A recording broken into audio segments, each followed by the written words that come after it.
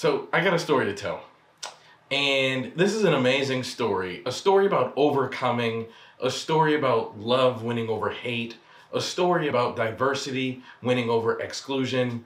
And it's a story that was 10 years in the making.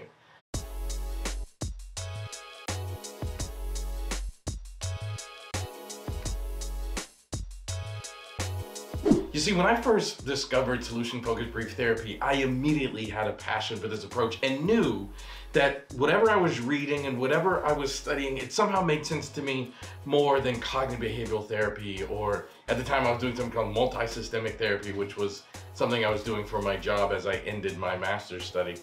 There was just something different about solution-focused brief therapy. And it was like when I would read a book about solution-focused therapy, maybe some of you feel this way, it was like the author was describing what was going on in my head, but better. And luckily enough, this was way back in 2008, there was a conference hosted by an association called the Solution-Focused Brief Therapy Association near my house in Austin, Texas, so it's just a couple-hour drive away. And I went to this conference and I met some of like the heroes.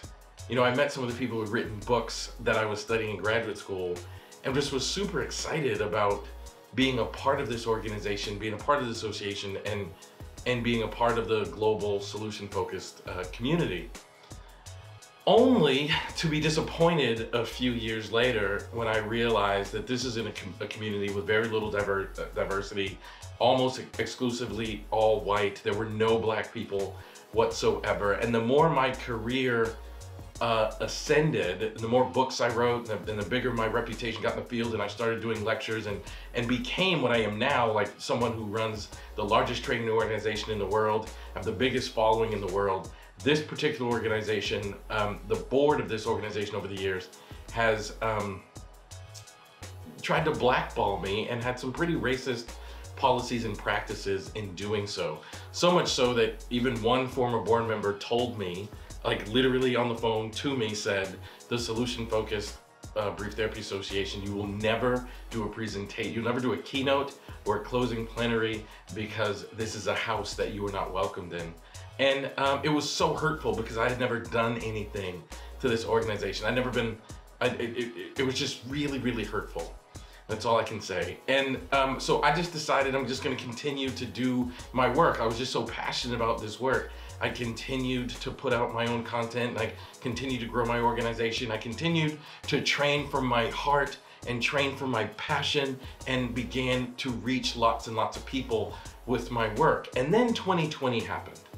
And in 2020, it's just not in vogue to be an organization with racist policies and practices. It's just not in vogue to be an organization devoid of diversity, as it should never have been. And this organization contacted me, some really cool people, and they're like, we're gonna host an online conference, and we're ready to make changes, and we're ready to make a difference, and we'd like you to be a part of those changes. We'd like you to be a part of that difference. And I was real hesitant, you know, to be honest with you. Like, so much difficulty and struggle has happened. I was like, oh, is this real? I don't want to be like a token. I don't want to be used as a symbol. But through conversation with some of those people, I decided to be a part of the 2020 conference that they hosted, which was all online, just happened this weekend. And I was so excited to see that diversity was now prioritized by many of the people that are now on the board of this organization.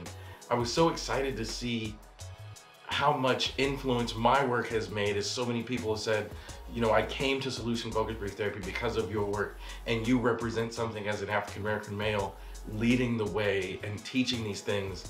And eventually, at the end of this conference, they had elections for a few positions for the next board, and someone nominated me to be on the board of the Solution-Focused Brief Therapy Association. And again, I was hesitant and I was nervous, but I accepted the nomination and eventually was elected to the board of the Solution-Focused Brief Therapy Association. So it's like, holy cow, like finally we can put these differences aside, and we can behave in a way that is run by kindness. You know, I often say that change only happens when kind people do courageous things. And what's happened in the Solution-Focused Brief Therapy Association, and in fact the global solution-focused community, it was hurtful when really bad, difficult people were doing really bad, difficult things, and now to see it come full circle to really kind people doing courageous things. You know, hate is a very funny thing, and you always should know love will win, because hate burns hot, but it always burns out, and love always wins. So now, I'm just so excited to be a part of the future of this association. I'm so excited to be a part of what we're going to do next, and I'm so excited to ensure that no one should have to go through difficulties. No one should have to worry about being excluded. No one should have to worry about being left out for things like their race, gender, sexual orientation. Any of those things, they shouldn't matter. What matters is our love of solution-focused grief therapy and our commitment to being kind people doing courageous things. Because if we want to have a kind society, we all have to take this seriously. So this weekend, it was like 10 years in the making. I'm not gonna tell you all the hard things that happened and all the battles and struggles that me and my close friend Adam Thrower fought along the years. What I am gonna tell you is if you hang in there and you keep pushing, eventually love wins, because hate might burn hot, but it burns out and love sustains.